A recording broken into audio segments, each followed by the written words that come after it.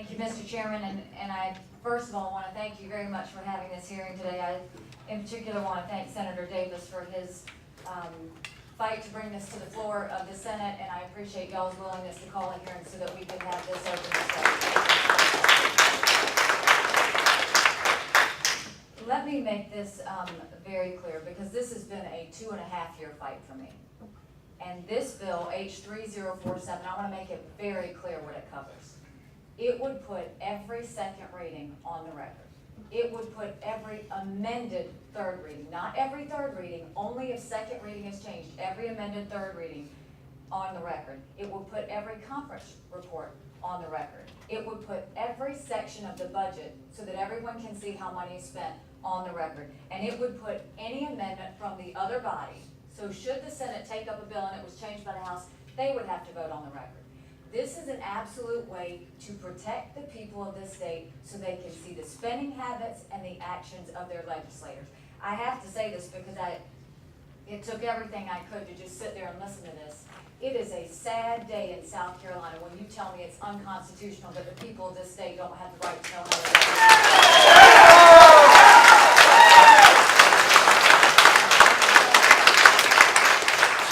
When I first started this fight, they said, no, we can't have a board up in the Senate. It will cost too much money. I said, you don't need a board in the Senate. Get software, put it on your laptops, and hit a button. It will cost us $2,500.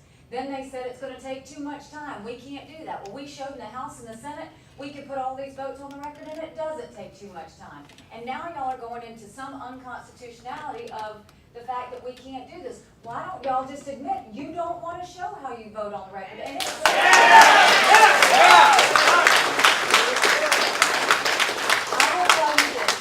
there was an example, and I will show you an example. What everybody may not know is to get a vote on the record, for us to do that, the bell has to ring. If the bell doesn't ring, a senator doesn't know to go into the chamber, a House member doesn't know to go into the chamber because they are talking to constituents outside, or they'll be on the phone, or they'll be doing something else. That bell matters, because I know what you and Senator McConnell are trying to do, and I appreciate that. But your amendment basically says, if it is unanimous consent, you're just going to list every legislator as voting yes, even though they didn't hit a button. And unless that other legislator, whether they were out of the chamber and knew whether that vote was taken or not, if they aren't able to go say no, they could miss a vote, not even know they missed the vote. The point is, this is not trying to give legislators a hard time. This is by putting the Spending Accountability Act in place, two things will happen. One, we will protect the legislators because they will have to think twice before they hit that button. And two, we are protecting the people so that they can adequately see how their legislators are voting. This came to light in the House. Just, you've always heard me talk about what brought this bill to light when legislators put an amendment to give themselves a pay raise. And it was passed overwhelmingly by voice vote. That's what made me introduce this bill. But what I will tell you now is, this just happened a few weeks ago. Take the merit of the bill out. There was a bill that dealt with Bass Pro Shops and giving them incentives. The bell didn't ring. The bill was read across the desk. It passed overwhelmingly on a voice vote. When certain legislators realized they were out of the chamber and wanted to vote on that, they came back, asked for a vote on the record, and it failed overwhelmingly and saved the people of this state $9 million. That's what voting on the record. What you're trying to do, your rule attempt, is just another way to create a loophole. And I will tell you this, my humble respect to you is to ask that you don't make a decision today, that you pass this bill out cleanly, that you allow a full, entire debate by these senators, by Senator Davis, by Senator Martin. You allow a full debate on the Senate floor with a roll call vote of who says this is unconstitutional and who says this is constitutional. Because I will tell you right now, my biggest fear is, I think you've forgotten who you work for. Yes.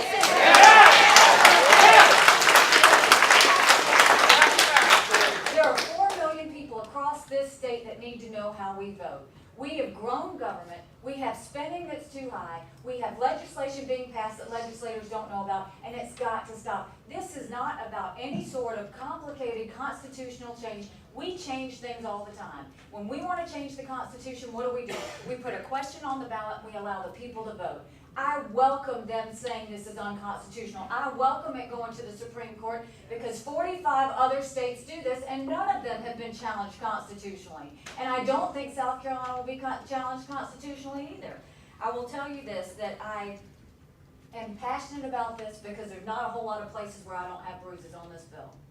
But I will tell you that this is too important for you to decide with two people today on some rule that's being passed that y'all decided behind closed doors that you were going to turn around and say that this was your way of clearing up and you were going to pass a rule.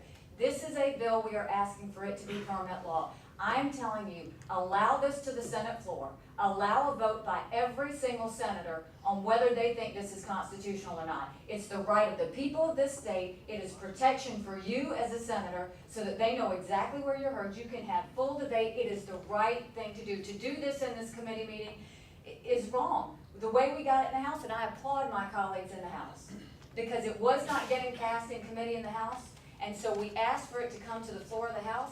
They allowed it to come to the floor of the House, they allowed the debate on the floor of the House, and they passed it overwhelmingly. I applaud them for doing that, and I humbly request that y'all do the same. I'll take questions.